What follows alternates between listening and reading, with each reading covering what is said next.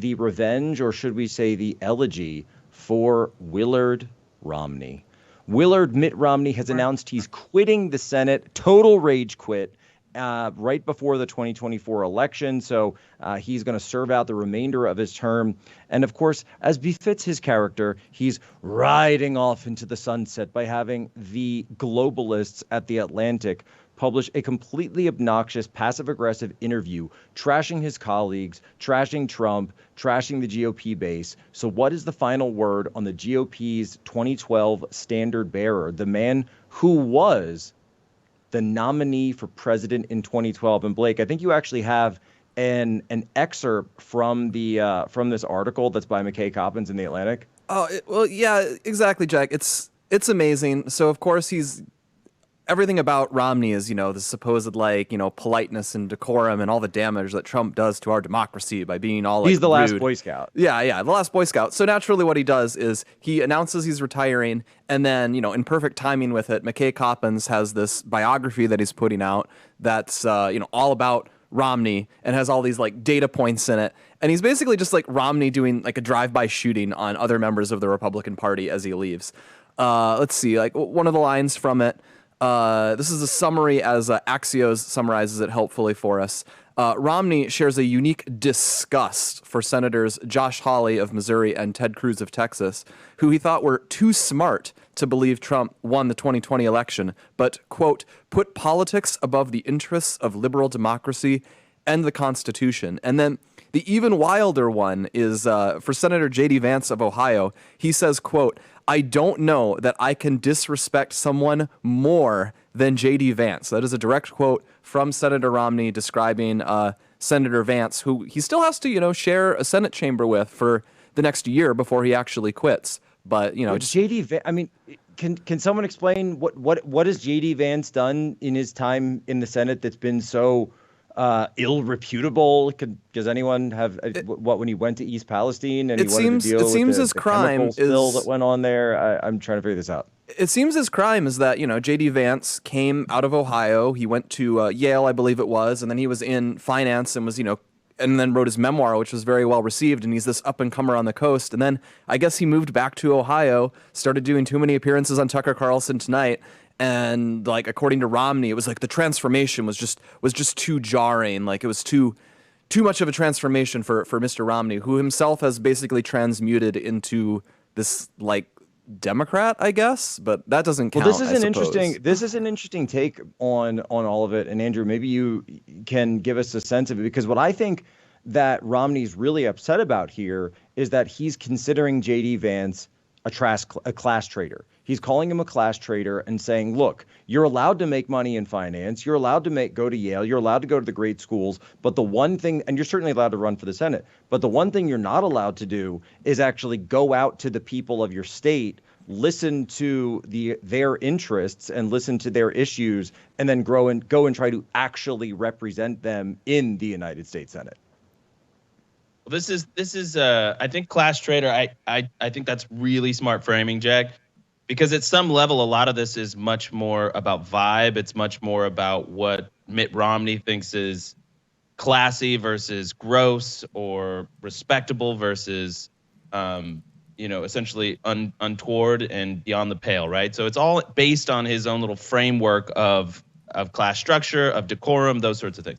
So it says here in this, he says he was also highly critical of Senator J.D. Vance, Republican of Ohio, who reinvented his persona to become a Trump acolyte after publishing a best-selling memoir, Hillbilly Elegy, about the working class that Romney loved. So Romney loved the book. So at some level, I think it was just I love this book, and how can this guy then become a Trump bootlicker? Go ahead. Yeah, right. So I can explain it. There and just real quick, Blake, it's kind of because in the book, J.D. Vance's conclusions, I would say, and I don't offer this as criticism, I just say it's an evolution on J.D. Vance's part, because he sort of just says in the book, well, that blasé classic Republican line of, and everybody just needs to pull themselves up by their bootstraps. I can do it, so can you. And we should cut, taxes for big businesses, and the 1% pays most of the income tax. And that's kind of it. And then when he went to actually run for office and started really engaging with people politically, that's when he shifted not socially, right? But he shifted economically to become more of a populist. Blake, what were you saying?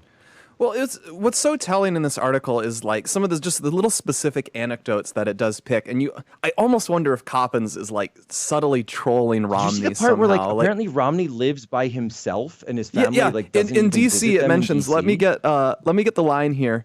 It's actually a good line. It talks about his pad that he lives in, and it says the place had not been Romney's first choice for a Washington residence. When he was elected in 2018, he'd had his eye on a newly remodeled condo at the Watergate with glittering views of the Potomac. His wife, Anne, fell in love with the place, but his soon-to-be staffers and colleagues warned him about the commute, which, by the way, it's like a mile and a half to the Capitol.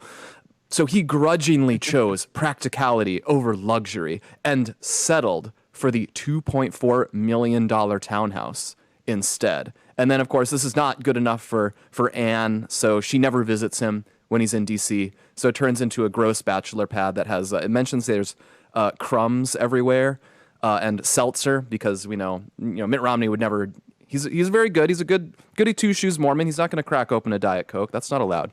And so it's only going to be the seltzer water. But just all these things. He goes after Vance, and one of the things that he criticizes Vance for is that J.D. Vance called Indigenous Peoples Day a fake holiday. It is a fake holiday. It is literally created as an alternative to Columbus Day because, well, Columbus Day is also kind of a fake holiday. Sorry, Italians. But, like, to kvetch about that. Excuse me, the man who discovered the United States of America, that's not fake. That's amazing. That's glorious. Whatever. All The right, country hold on. was So almost named after him, and our capital is partly named after him. You guys can debate that. Columbus Day is a great holiday. May it rain forever. But here's what I will say is that his basic beef with JD Vance, and by the way, we had JD Vance on the show on Thursday, and we didn't talk about it. I wanted to keep it classy, whatever. JD has like a whole like U.S. steel thing. The EPA is coming after U.S. steel, going to tank the U.S. Steel industry. I mean, the guy's focused on real stuff that affects real people. And if you get down to what his book was about, listen, all of these powers that be, these greater powers that are, causing this massive drug addiction and ODs, whether that's the border or just the plight of the Rust Belt and how there's no jobs and young men are looking for purpose and meaning and things to do, but they don't, so they fall into drugs, whatever.